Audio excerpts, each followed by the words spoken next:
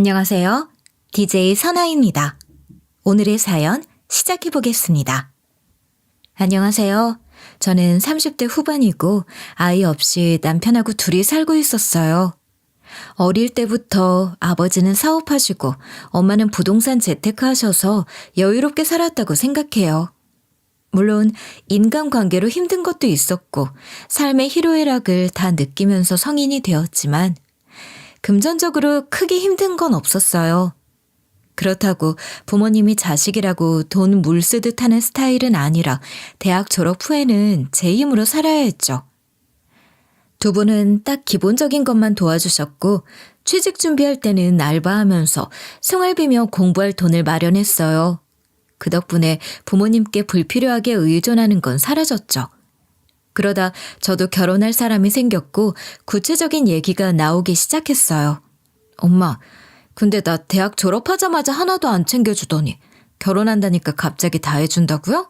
그럼 결혼할 땐 뭐라도 해줘야지. 부모가 돼서 가만히 있으면 되겠어? 남 부럽지 않게 해줘야 시댁에서 한 소리 들을 일도 없지. 에이, 시부모님이 나한테 잘해주시던데? 시댁에서도 우리 집 잘 사는 거 알아서 그런지 몰라도 잘해주시니까 괜찮아요.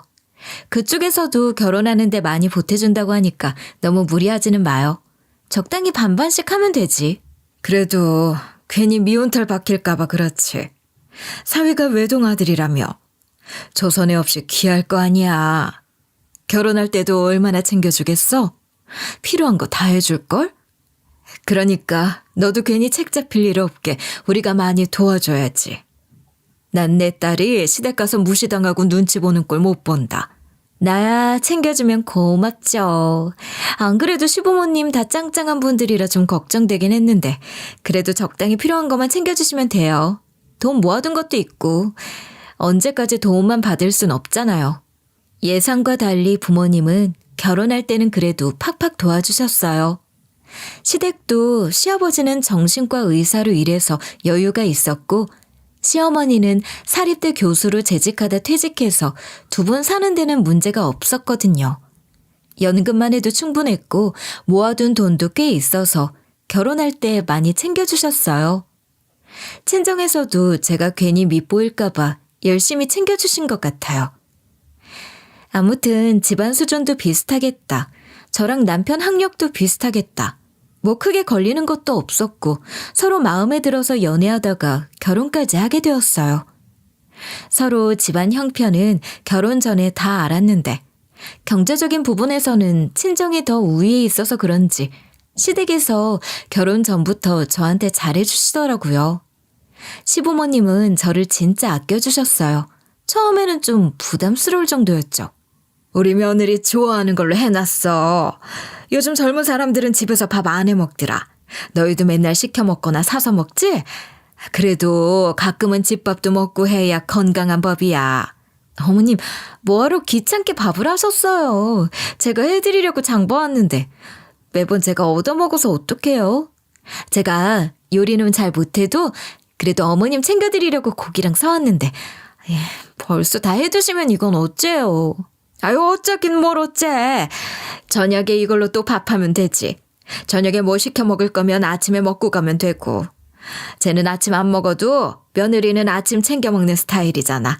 내가 다 알아. 친정 시댁 전부 신혼집이랑 가까워서 자주 들렀거든요. 시어머니가 친정 엄마보다 더 잘 챙겨주실 정도라 부담되면서도 기분 좋고 괜히 으쓱하게 되더라고요. 며느리로 이 집에 들어왔다고 해서 굳이 나서서 일할 필요는 없었지만 맨날 시어머니가 나서서 밥 차려주고 시아버지가 과일 깎아주고 남편한테 설거지 시키니까 제가 민망할 때도 많았어요. 저 혼자 좌불안석이었고 시댁 식구들은 아무렇지도 않아 하더라고요. 예, 넌 시댁에서 암만 잘해준데도 가만히 앉아서 받아먹니? 네가 가서 밥 차려드리진 못할 망정. 시집살이 당할까봐 걱정은 했다만 네가 지금 시부모님 시집살이 시키는 거잖아. 그럴 거면 자주 가질 말든가. 아니, 내가 뭐 일부러 그러나? 그리고 김서방이 자꾸 시댁에 가자는데 어떡해요. 장 봐서 가도 안 되고 뭐 시키려고 하면 벌써 시아버지가 계산 다 해버리시고. 안 갈 수도 없고 나도 중간에서 난처해요. 아무튼 너 가서 처신 잘해야 돼.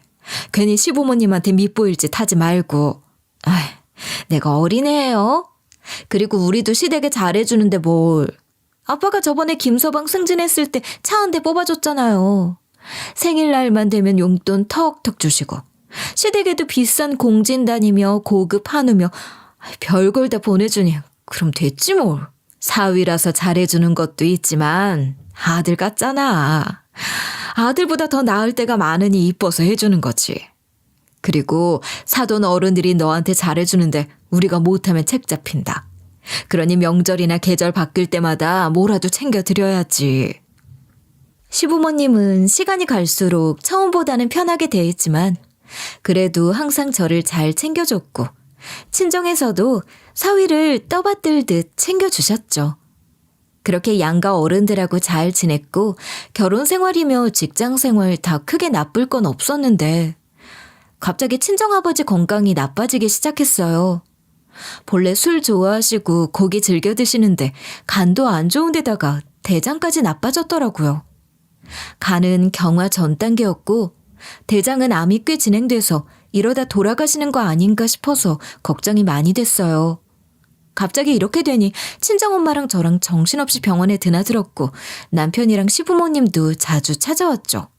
사부인, 이렇게 신경 써주셔서 너무 감사해요.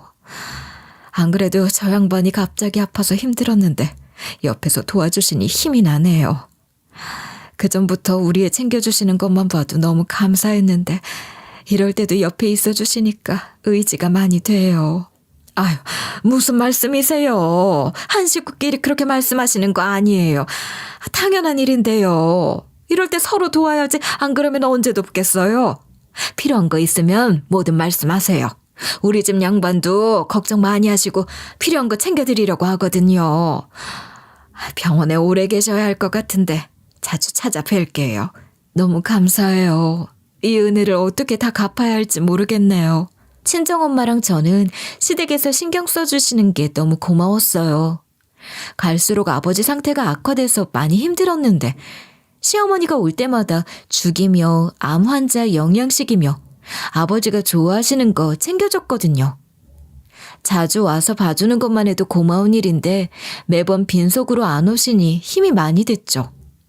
남편도 올 때마다 간병인처럼 옆에 딱 붙어서 챙겨줘서 너무 고마웠어요.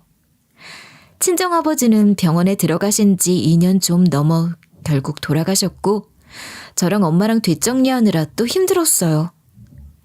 3일장 치르고 나서 유산 상속 절차 진행하고 운영하던 회사도 엄마가 이어받으면서 직원들 챙겨주고 뒷정리하느라 정신이 없이 지내게 됐죠. 그 뒤로 저랑 엄마 모두 심리적으로 불안했고 아버지 빈자리가 너무 커서 가만히 있다가도 눈물을 흘리곤 했어요. 저기 장인어른 돌아가셔서 많이 힘들지. 옆에서 보는 내가 힘들 정도인데 당사자는 얼마나 괴롭겠어. 너무 많이 힘들어 보여서 그런데 혹시 우울증인 거 아닌가 모르겠네. 괜찮아?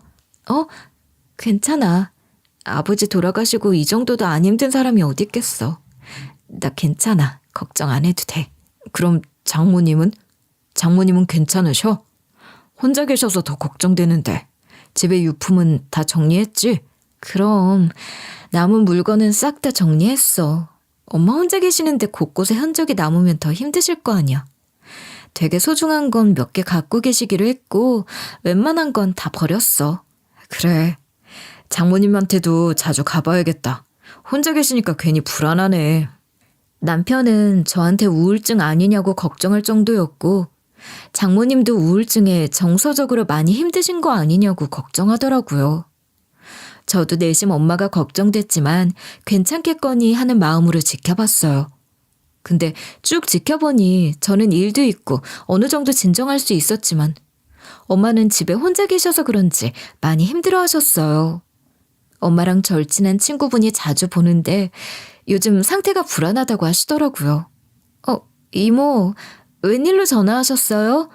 안 그래도 제가 엄마 어떤가 궁금해서 전화 드리려고 했는데 저만 보면 더 우울해하시는 것 같아서 일부러 주말에만 김서방하고 찾아보고 있거든요. 그래, 잘했다. 너무 자주 가도 네 아버지 생각나서 힘들 거야. 근데 얘가 요즘 영 안 좋네. 갈수록 힘도 없고 표정도 어두운 게. 억지로 밝은 척 하는데 신경 좀 써봐. 여차하면 병원 가봐야 할 것 같기도 하네. 요즘엔 정신과 진료받고 약 먹는 거 흠도 아니잖아.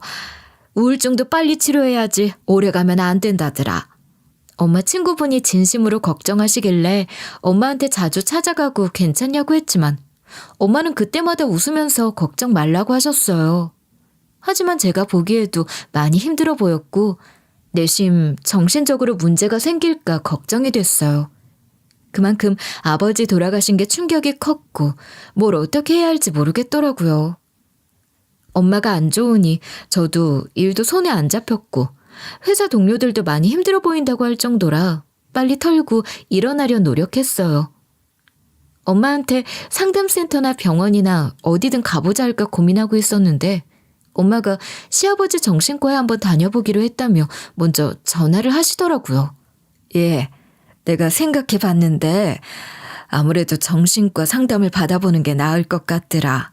희정이 모두 자꾸 나보고 치료 좀 받아보라고 하고 나도 밤마다 우울하고 이러다가는 더 힘들 것 같아서 상담이라도 한번 받아보려고.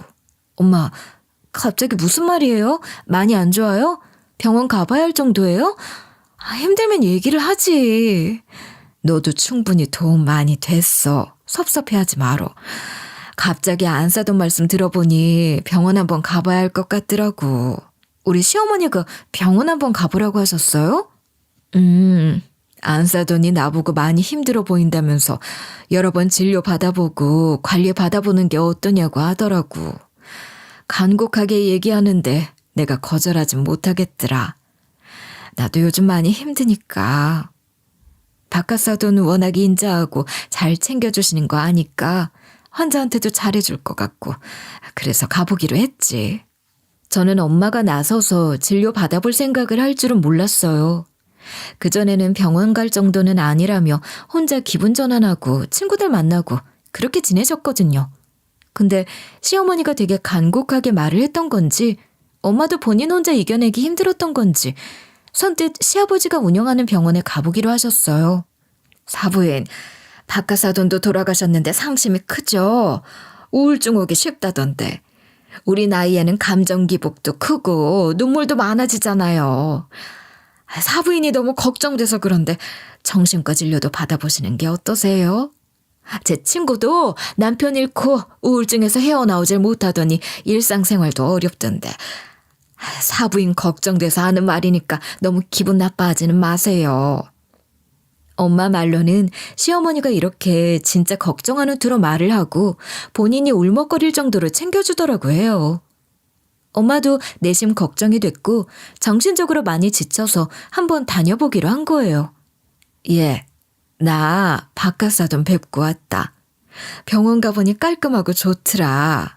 전에는 밖에서만 보고 말았는데 안에 들어가 보니 깨끗한 게 좋더라고. 사돈께서도 상담도 잘 해주시고 친절하더라. 고민도 잘 들어주고 잘 챙겨주던데 의사는 의사더라고. 너도 힘들면 한번 진료 받아봐. 진짜 다녀왔어? 뭐라고 하셔? 우울증이야? 아니면 다른 문제도 있대? 일단은 보기에 우울증 같은데 검사 좀 더 해보자고 하시더라. 알아차리기 어려운 것도 많다면서 검사를 쭉 해보자고 하시던데 어쨌든 병원 가서 마음 편해지면 됐어. 꾸준히 다녀봐요. 아버님이 잘 챙겨주시겠죠. 난 엄마만 편하면 돼요. 힘들면 꼭 얘기하고. 알았죠? 그래. 내가 네 마음 하나 모르겠어. 내 속에서 네가 나왔는데. 그리고 지금 약도 가벼운 수준으로 처방받아서 먹고 있거든. 많이 안 먹는데도 전보다 나아진 것 같아. 검사 결과 보고 약을 늘리던가 치료 횟수를 늘리던가 할 것 같은데. 약은 괜찮아요? 부작용은 없고? 정신과 약이 독하다고 하던데 엄마 그거 드셔도 괜찮으려나 모르겠네. 괜찮아. 사돈께서 너무 잘해주셔서 걱정할 거 없어. 너보다 더 잘 챙겨주던데? 아무 걱정 말고 너는 네 할 일이나 해. 돈 많이 벌어서 맛있는 거나 사오고. 알았지? 그래도 엄마가 병원 가면서 괜찮아진 것 같아서 다행이었어요. 저도 계속 눈물 나고 하면 꼭 시아버지 병원이 아니어도 정신과 진료 한번 받아볼까 하는 생각이 들었어요. 현대인들은 다 정신질환이 있다고 하고 요즘에는 정신과 가는 것 자체가 흠이 되는 시절은 아니잖아요. 그래서 한번 진료 받아보는 것도 좋을 것 같았어요. 아무튼 전 그 뒤로 엄마는 알아서 잘 회복하겠거니 했고 다시 일상으로 되돌아가 일에 몰두했죠. 근데 남편이 갑자기 조심스럽게 얘기를 꺼내는 거예요. 저기 장모님 상태가 많이 안 좋으신 것 같더라고. 아버지 말로는 괜찮아 보이는 것 같아도 정신적인 문제가 많은 것 같다던데. 갈수록 일상적인 판단도 어려워질 수 있고 재산관리며 회사 운영도 어려울 수 있다고 걱정하셔. 치료는 열심히 하고 있지만 어떻게 될지 모르겠네. 만약 상태가 계속 나빠지면 당신이 후견인이 돼야 하지 않겠어? 뭐? 엄마가 그렇게 안 좋다고? 난 전혀 못 느꼈는데. 아버님이 많이 안 좋다고 하셔?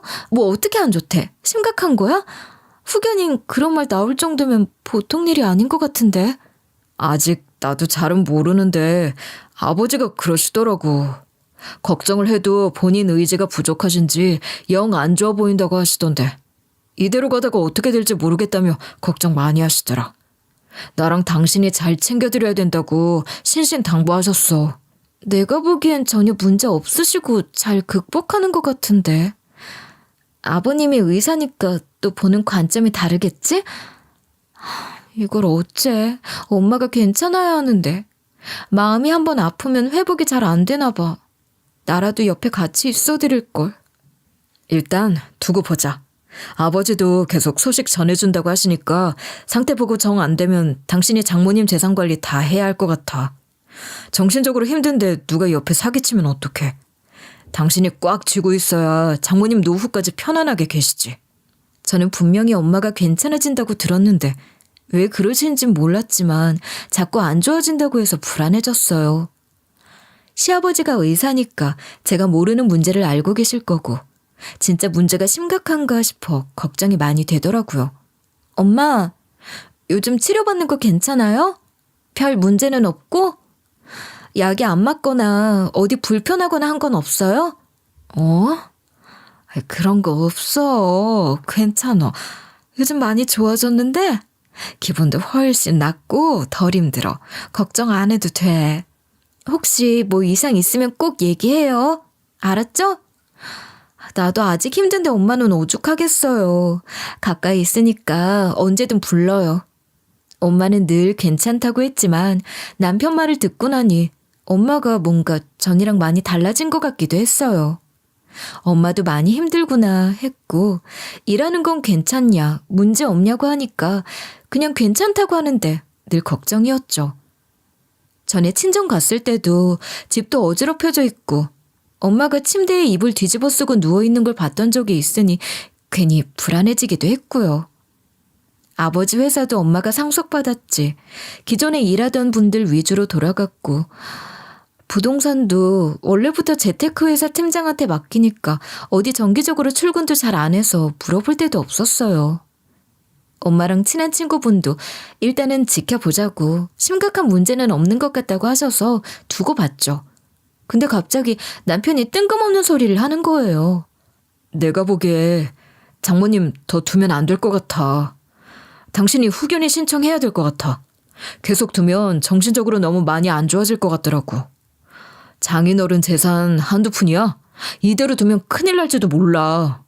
갑자기 무슨 소리야? 저번에도 후견인 어쩌고 하더니 우리 엄마 봤을 때 멀쩡하시던데? 그 정도 우울증이야 누구든 다 있는 수준이잖아. 누구나 힘든 일 생기면 한동안은 슬퍼하고 늪에 빠져 사는 건 당연한 건데 너무 확대 해석하는 거 아니야? 제 말에 남편은 조용히 진단서를 보여주더라고요. 자세히 보니 엄마 정신병력이 심각한 수준이었어요.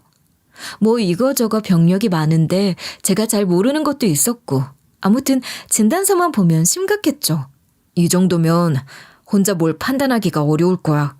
우리 아버지도 몇 번이고 검사해보고 상담하면서 상태를 보셨는데 아무래도 심상치 않다고 하셔. 당신이 후견인 되고 나랑 우리 엄마가 후견 감독인 되면 장모님 재산 걱정 없지 않겠어? 이러다가 누가 장모님 옆에서 살살 끼어서 다 가져가려고 하면 어떡해. 당신도 친정 재산 있어야지. 안 그러면 나중에 힘들지 않겠어? 솔직히 남편 말도 일리는 있었어요. 진단서를 보면 정신적으로 많이 불안정해 보였거든요. 안 그래도 엄마가 걱정되는 데다가 시댁에서 우리 두 모녀한테 잘해주니까 진심으로 걱정되는 걸 아니까 여러모로 불안해지기 시작했죠. 그래서 남편 말대로 엄마가 본인 혼자 재산 관리도 못할 정도가 됐나, 내가 후견인 돼야 하나 고민이었는데 알고 보니 시댁 식구들이 아주 시커먼 속내를 갖고 있었고 며칠 뒤에 친정엄마가 시아버지를 고발하면서 시댁 식구들은 한 방에 나락으로 떨어졌죠. 사실 시댁 식구들을 의심하긴 어려웠어요.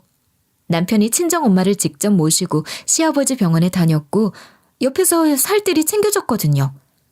시어머니도 반찬이며 음식 해주고 간식도 챙겨주실 정도였죠.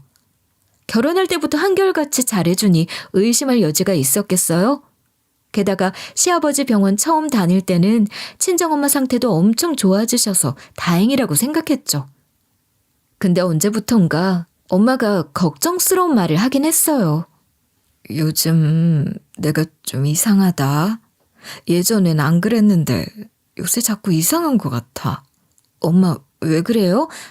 많이 좋아졌다면서. 어디 아파요? 아니면 우울증이 더 심해진 거예요? 많이 힘들어요? 아니, 크게 이상한 건 없다고 생각했는데 내가 예전 같지 않은 것 같아.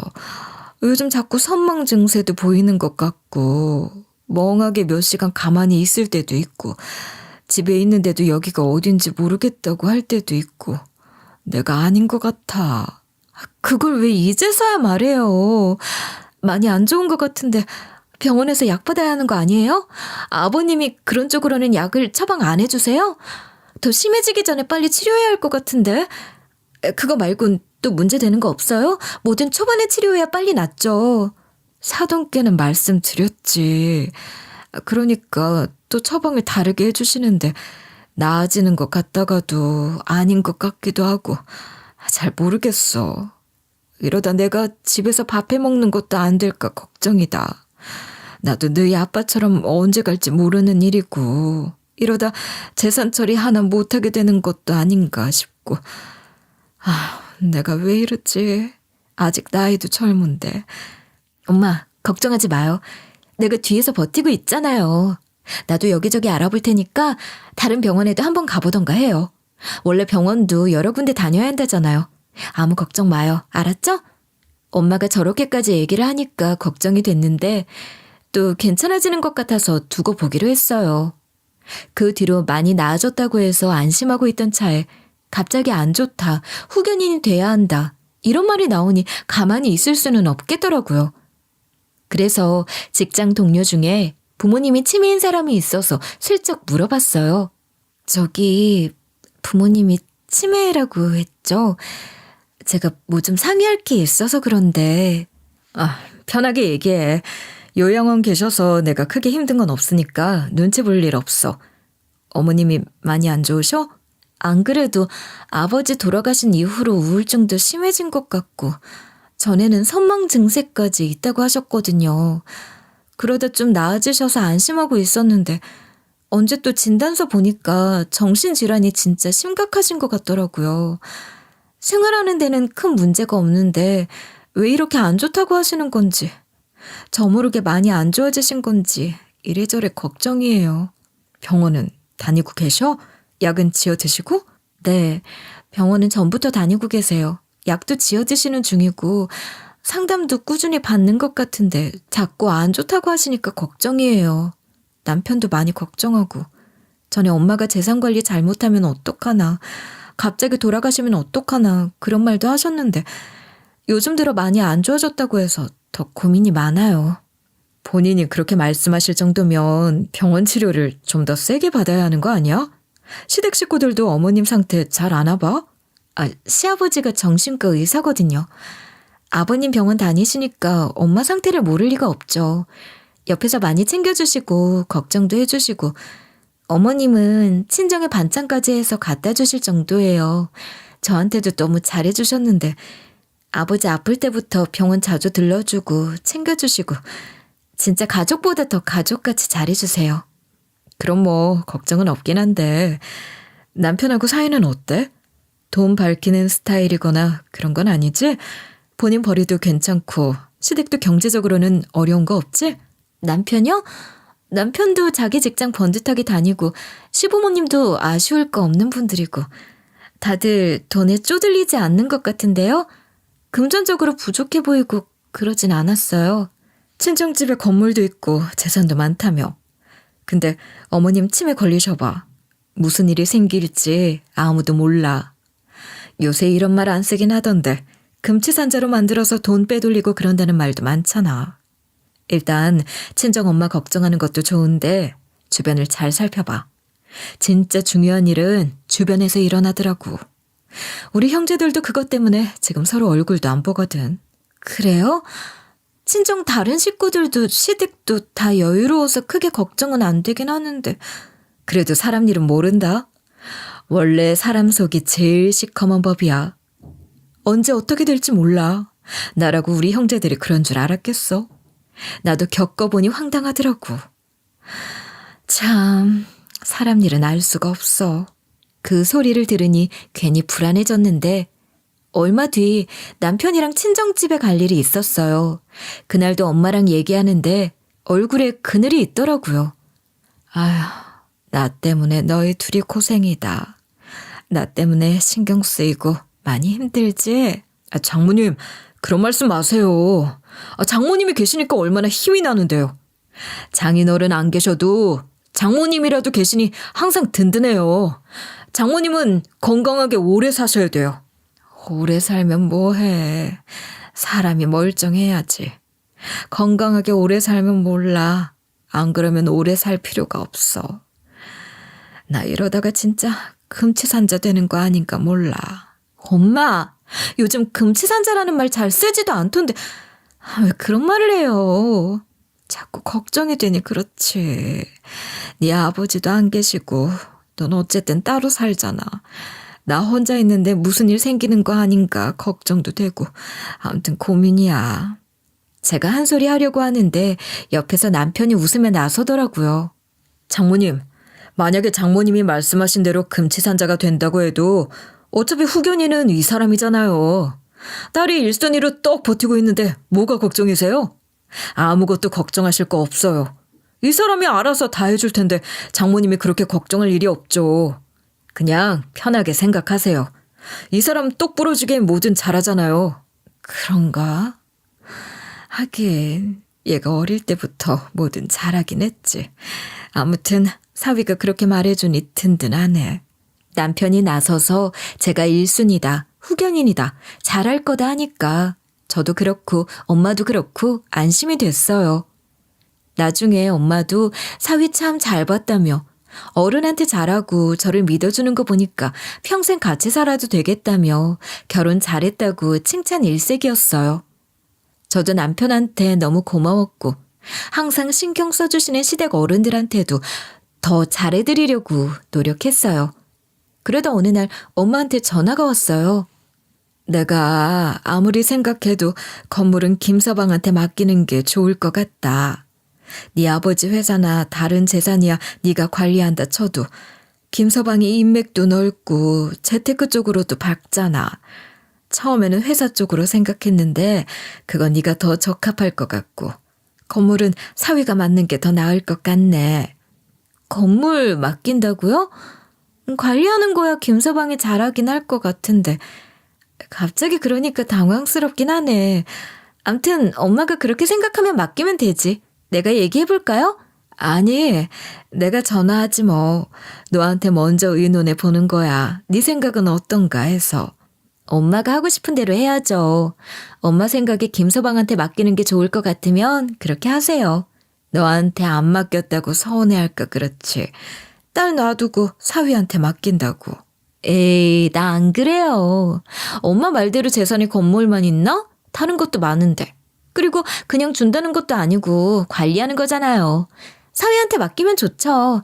김서방도 엄마한테 정말 잘하니까.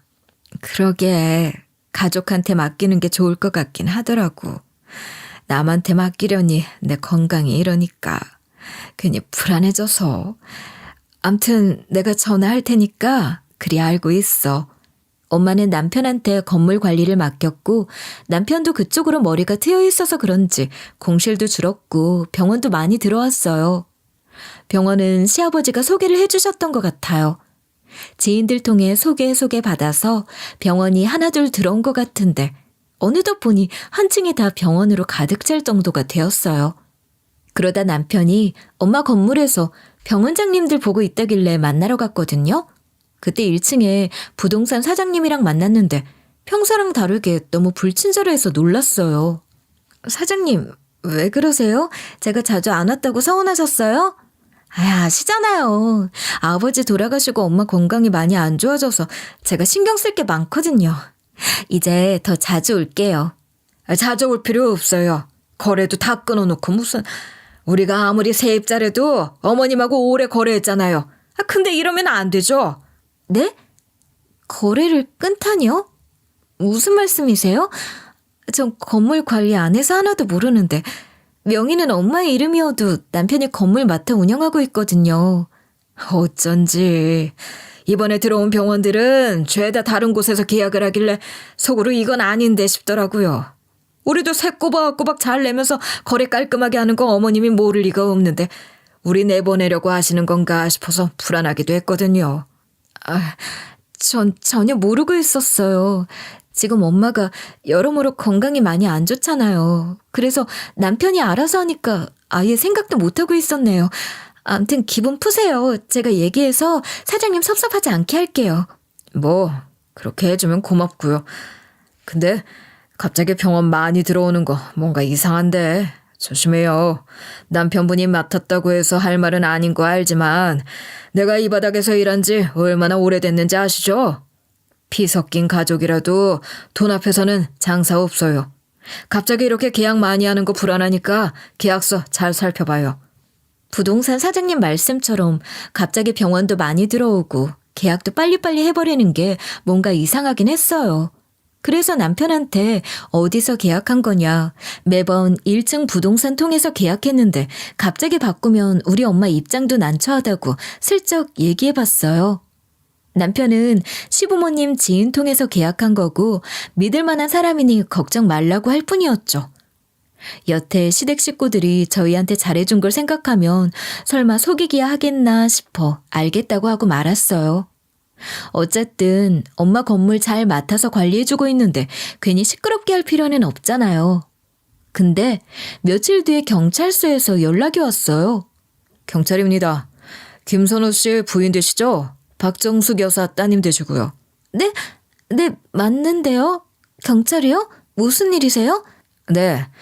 지금 부동산 문제 때문에 두 분이 서해 출석하셨는데요. 아무래도 좀 와주셔야겠는데요.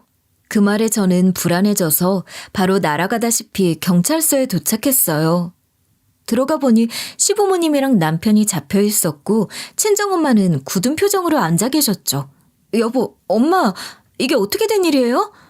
아버님, 어머님은 왜 여기 계시고? 아니, 지금 이게 무슨 일이에요? 우리가 이 인간들한테 제대로 속았다. 이것들이 건물 관리해준다고 하면서 계약금을 야금야금 뜯어먹고 있었네. 김서방이 뒤통수를 제대로 쳤어. 뭐라고요? 아니, 이게 무슨 일인지. 이 사람이 뭘 어째요? 알고 보니 남편은 엄마 건물 관리해준다면서 중간에 상가 계약금을 다 빼돌리고 있었어요.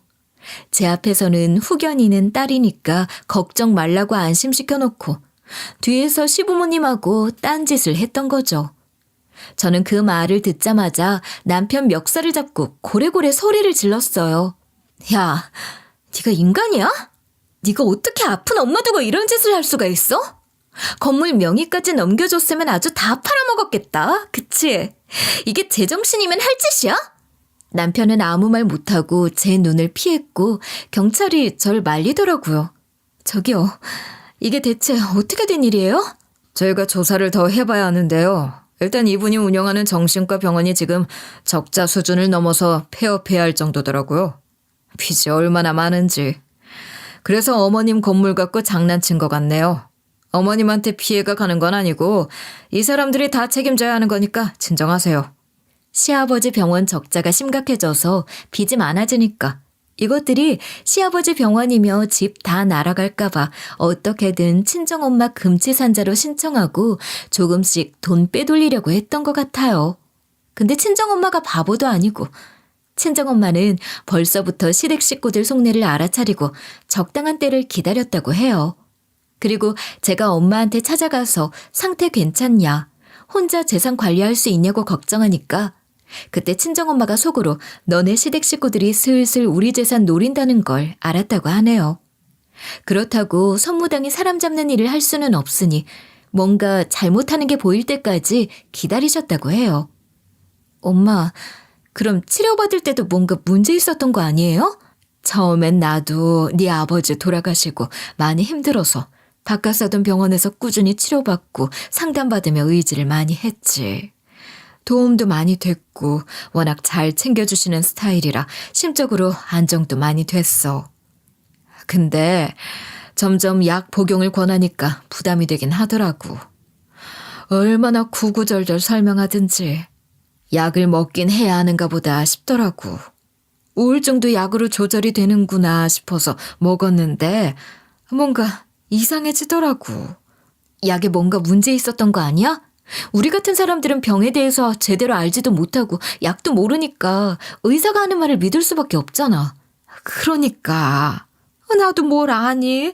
아는 것도 없고 당장 힘드니까 네 시아버지 말만 믿고 약 처방 받았는데 약 먹을 때 뭔가 이상해지는 게 심상치 않다 싶더라고. 여러 병원 돌아다니면서 다 진단받아 보니 바깥 사돈이 날 정신병자로 몰아가는 거더라. 뭐라고? 멀쩡한 사람을 정신병자로 만들려 했다고? 그러게 말이야. 하늘이 노할 일이지. 어떻게 멀쩡한 사람을 약을 먹여서 병자로 만들 생각을 해? 그것도 의사가. 내가 정신과 쪽 보험을 안 들어놔서 진단서 끊을 일이 없었는데 약 종류도 검색해보면 크게 이상한 게 없더라고. 그래서 처음엔 몰랐지. 그래서 어쩌다 알게 됐어? 그러다 왠지 이상하다 싶어서 다른 데로 가보고 약봉지 보여주면서 이게 뭐냐고 물어보니까 의사들이 하나같이 나처럼 약간 우울한 정도인 사람이 먹을 약이 아니라고 하대. 중증 환자들이 먹는 약이고 잘못 먹으면 부작용이 심할 수 있다. 이거 처방해준 데가 어디냐고 자기들이 더 역정내더라. 그거 듣고 얼마나 기가 차든지. 그때부터 약 안 먹었지? 다 버렸지? 그럼 그거 먹다 더 안 좋아지라고? 그 뒤로 계속 약 안 지어 먹고 대충 먹는 척만 했지. 그러다 그 집안 식구들 하는 꼴을 지켜봤는데 네가 저번에 부동산 사장님 얘기하니까 그때 뭔가 감이 오더라. 제가 부동산 사장님이 되게 불친절하게 대하더라며 남편이 계약을 다른 데서 하더라고 엄마한테 말씀드렸거든요. 전 그냥 남편이 관리 잘하고 있긴 한데 부동산 사장님하고 트러블이 있으니 참고하라는 뜻에서 말씀드렸던 건데 엄마는 거기서 뭔가 이상하다고 생각하셨어요. 그래서 바로 부동산 사장님한테 따로 연락해서 건물 관리가 어떻게 되는지 확인하셨고 관련 서류도 싹 다 준비해달라고 부탁하셨다 해요. 서류를 보니 남편하고 시부모님이 짜고 상가 계약금을 뒤로 빼돌리는 게 보였고 확인하자마자 바로 경찰 불러서 잡아가게 했다더라고요. 이건 도저히 그냥 넘어갈 수가 없는 일이었고 저도 남편이며 시부모님이며 너무 실망스러워서 법대로 처리하게 뒀어요. 엄마가 검사 쪽에 졸대서 처벌 세게 받도록 했고 징역형이 나오더라고요. 사실 그냥 고소했으면 일 처리가 제대로 안 됐을 수도 있는데 인맥 동원하니까 진단서 위조한 거 말고도 경영하면서 잘못한 것까지 다 털려서 제대로 콩밥 먹일 수 있었어요. 엄마, 시아버지 징역형 받았다고 했지? 부동산 쪽 사건이 워낙 많이 터져서 조사가 제대로 될까 싶었는데 인맥이 진짜 무섭긴 하네. 이것들이 내 뒤에서 일 꾸민 거 생각하면 셋 다 콩밥 먹였으면 했는데 김서방은 벌금형 정도라더라. 징역형 나왔으면 더 좋았는데 할 수 없지. 네 시어머니는 직접 뭘 한 게 없어서 처벌은 안 받는다던데 아휴 괘씸해. 마음 같아선 두들겨 패고 싶은데. 됐어. 그래도 시아버지 병원도 완전히 공중분해됐잖아요. 빚은 고스란히 시어머니랑 남편한테 갈 테니 둘이 뼈 빠지게 일해서 갚아야지. 우리도 피해보상 민사 걸어뒀잖아요. 처벌만 받을 게 아니라 돈도 토해내야지. 없으면 벌어서 갚아야 되고. 어디 남의 계약금을 가로채? 변호사가 알아서 하겠지. 근데 너 이혼 절차는 뭐 어떻게 됐어? 저번에 형사조사 들어갔을 때 바로 이혼소송 걸었어요. 그 인간 빈털털이라 뭐 받을 게 있겠냐만 그래도 뭐라도 받아내야지. 내가 조용히 헤어지진 않을 거니까 제대로 털어줄 생각이긴 한데 뭐 받아낼 거나 있겠어? 아무튼 이혼 쪽으로 유명한 분이라고 하니까 맡겨두면 알아서 잘 해줄 거야. 저도 엄마 인맥 동원해서 대형 로펌의 변호사 중에서도 실력 좋은 분 섭외해서 이혼 소송을 걸었거든요. 남편이 이미 돈 한 푼 없는 걸 알았지만 그래도 남은 거 없이 탈탈 털어주려고 강하게 나갔어요. 변호사 선임해서 소송 거니 남편이 깨갱 하는데 이 인간이 이런 사람인 줄 알았더라면 진작에 헤어질 걸 후회가 되더라고요. 여보, 내가 잘못했어. 지금 아버지 빚 갚는 것도 정신없는데 그냥 합의해서 이혼하면 안 돼? 내가 지금 위자료 줄 돈도 없어. 넌 잘 살잖아. 왜 이렇게까지 해? 그냥 헤어지면 될 걸 이렇게 시끄럽게 일 키울 필요가 있어? 너나 나나 끝장 받고 볼 거 다 받고 같이 살 이유 없잖아. 근데 뭐하러 소송을 걸어? 아이고, 적반하장도 유분수지. 지금 장난해? 내가 왜 그냥 이혼해줘? 털어내서 먼지까지 없애야지. 너네 같은 범죄자 가족은 제대로 혼쭐 나봐야 돼. 어딜 엄마 건물 갖고 돈 장난을 쳐? 여태 우리 부모님 재산 보고 나한테 잘해줬을 거 아니야. 진짜 돈이 무섭다 무서워. 있는 것들이 더하다더니 너네 엄마 정신병 걸린 거 도와줬더니 뭐라고? 내가 니네 친정도 알고 직장도 아는데 가만히 있을 줄 알아? 내가 그 말에 눈 하나 깜짝할 줄 알아? 애가 없는 게 진짜 다행이다. 너 같은 거 닮은 애 낳았으면 어떻게 키웠겠어? 생각만 해도 끔찍하다. 난 너랑 더 왈가왈부하며 시간 낭비하기 싫거든? 할 말 있으면 변호사한테 해. 그분 가사 쪽으로 아주 유능하신 분이거든. 그렇게 남편은 땡전 한 푼 없이 빈몸으로 쫓겨나야 했고 심지어 저한테 위자료를 지급해야 했어요. 처음에는 안 준다고 배째라는 식으로 나왔죠. 내가 돈이 어딨어. 너도 진짜 징글징글하다. 어떻게 나처럼 빚만 있는 사람한테 위자료를 달라고 해? 악마도 그 정도는 안 하겠다. 뭐래? 네가 잘못한 게 있으니까 위자료 달라는 거지. 내가 잘못했니? 네가 잘못했지. 사람이 죄를 지었으면 대가를 치러야 할 거 아니야. 네가 나한테 잘못했고 법원에서도 내 편 들어주잖아. 그럼 네가 위자료 줘야지. 왜 안 주려고 해? 나 돈 없다니까? 없는데 어떻게 줘? 못 줘. 그래? 그럼 강제 집행하지 뭐. 요즘 법이 참 잘 돼 있어. 내 변호사가 벌써 네 월급 감료했거든? 안 줘도 자동으로 나한테 들어오게 돼 있어. 안 주면 바로 집행할 거니까 진짜 월급까지 털리기 전에 위자료 내놔. 제가 강제 집행할 거라고 겁주니까 바로 위자료 마련해서 주더라고요. 찌질함이 한도 초과인 이 남자랑 도대체 왜 같이 살았나 싶었어요.